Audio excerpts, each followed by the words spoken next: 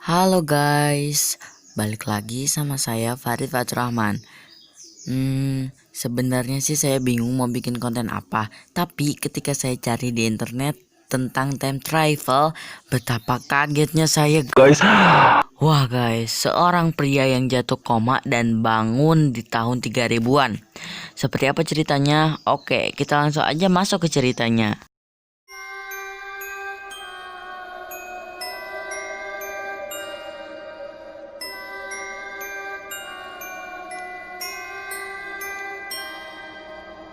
Halo guys, balik lagi sama saya Fatur Rahman. Jadi video kali ini seperti yang tadi saya bilang sebelumnya, di sini saya akan membahas tentang time travel. Dari tahun 19-an ke tahun 3000-an guys. Kalian bayangin apa yang kalian lakuin ketika kalian ke tahun 3000-an guys. Wah, mantap guys. Oke, sebelum lanjut videonya jangan lupa subscribe, like, comment, and share video ini. Oke, kita langsung aja masuk ke videonya. Oke, di sini menceritakan tentang kehidupan seseorang yang bernama Paul Dines, pria yang jatuh koma dan bangun di tahun 3906. Sekarang aja masih 2020 guys. Oke, next. Ini mungkin sangat sulit dipercaya oleh manusia, oleh orang-orang. Paul Dines menghabiskan waktu koma selama 1 tahun. Ketika ia bangun, ia menceritakan bahwa jiwa dia tuh telah melakukan perjalanan ke tubuh orang di tahun 3906. Segala sesuatu yang dilihat, didengar, dan dirasakan ia tulis di bukunya. Jadi selama dia selama ia berada di jiwa orang lain di tahun 3000-an, ia menulis di buku diari dia apa yang dia rasakan, dia lihat, dia dengar, dia tulis di buku diary dia. Oke, kita belum kenalan dulu nih sama Paul itu siapa dan asalnya dari mana. Berikut kita akan menceritakan Paul dulu.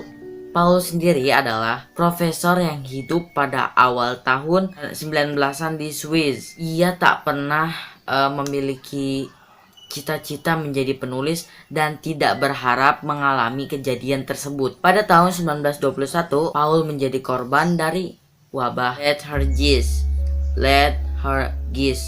Apalah guys, kalau salah baca maafkan guys. Ntar saya tulis di sini tulisannya kayak gimana, kalau kalian tahu komen di bawah. Lethargis encephalitis yang membuatnya jatuh koma selama 1 tahun. Wah, tubuhnya berbaring di sebuah rumah sakit di Genoa. Saat terbangun, ia mulai menulis di buku hariannya. Paul tidak pernah menceritakan kepada siapapun terhadap kejadian tersebut pada tahun 3000-an karena ia takut dianggap sudah gila. Dan Paul sendiri saat di tahun 3000-an, jiwa dia itu merasuki seseorang yang bernama Andrew Northman, seorang pria yang hidup di tahun 3906. Andrew sendiri merupakan seorang fisikawan di tahun 3906 yang mengalami kecelakaan parah. Menurut orang sekitar pada tahun 3900-an, saat itu si Andrew itu selamat dari kecelakaan.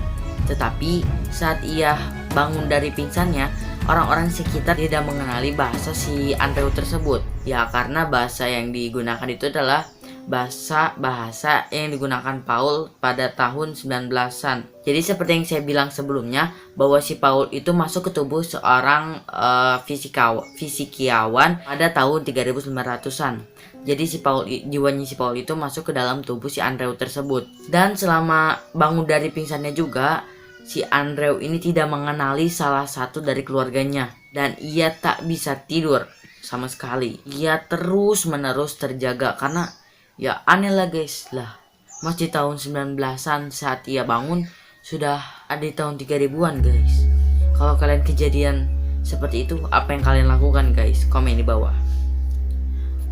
Orang-orang pada masa depan akhirnya tersadar bahwa di dalam tubuh si Andrew itu bukan jiwanya si Andrew, tetapi ada seseorang yang ada di dalam tubuh si Andrew. Mereka kemudian menjelaskan kepada Andrew apa yang terjadi di dunia selama 2000 tahun terakhir.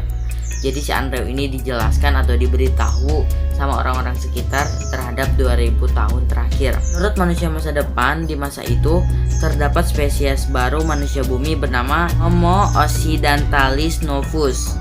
Maaf kalau saya baca guys. Ntar saya taruh di sini tulisannya guys. Paul sempat tinggal di dalam tubuh si Andrew ini cukup lama, sehingga suatu hari ia tertidur di tubuhnya si Andrew dan saat bangun ia ada di tubuh dianya kembali. Jadi saat ia tidur di tahun 3900-an dan saat terbangun ia kembali pada tubuh dia pada tahun 1922. Saat dia terbangun, seperti yang tadi saya bilang, Paul tidak pernah menceritakan kepada siapapun apa yang pernah ia alami, karena ya takut dianggap gila, takut ya halusinasi lah guys, takutnya kayak punya penyakit skizofrenia juga bisa jadi kan. Jadi ia hanya menulis di buku hariannya dan tidak pernah memberitahu kepada siapapun. Ia juga memutuskan pindah ke Yunani yang iklimnya lebih baik. Di Yunani, Paul mulai mengajar bahasa Prancis dan Jerman di sekolah. Salah satu murid kesayangannya yang bernama George Papahadis, apalah guys ini namanya, George Papahadis. Ntar saya tulis lah di sini guys. Pokoknya saya tulis di sini. Dan 2 tahun kemudian si Paul kembali pindah ke Italia dan memberikan buku hariannya pada murid kesayangannya itu si Georgie untuk berlatih bahasa Jerman dan menerjemahkan buku hariannya ke bahasa Yunani. Dan gak segampang itu guys si George itu menerjemahkan bahasa Jerman itu ke dalam bahasa Yunani. Ya karena ia juga masih belajar, jadi rada-rada susah lah, rada-rada palibet tuh waktu 14 tahun untuk menerjemahkan ke dalam bahasa Yunani pada tahun 1926 sampai 1940. Berarti 14 tahun. Saya takut gak percaya guys. Aduh.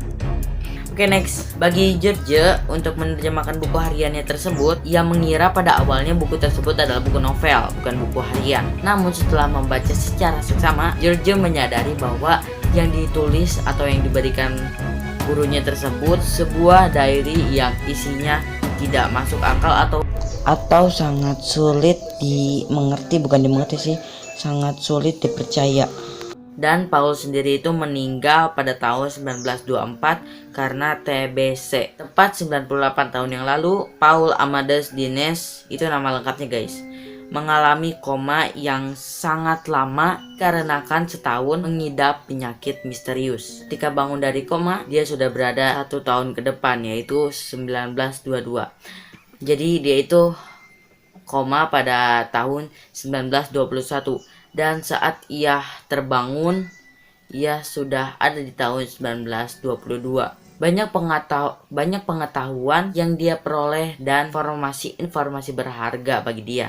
Paul sendiri mungkin tidak akan nyangka guys, gak bakal nyangka kalau dia itu bakal mengalami kejadian yang sangat langka banget gitu guys. And finally si Paul ini meninggal, seperti yang tadi saya bilang, meninggal karena penyakit DBC.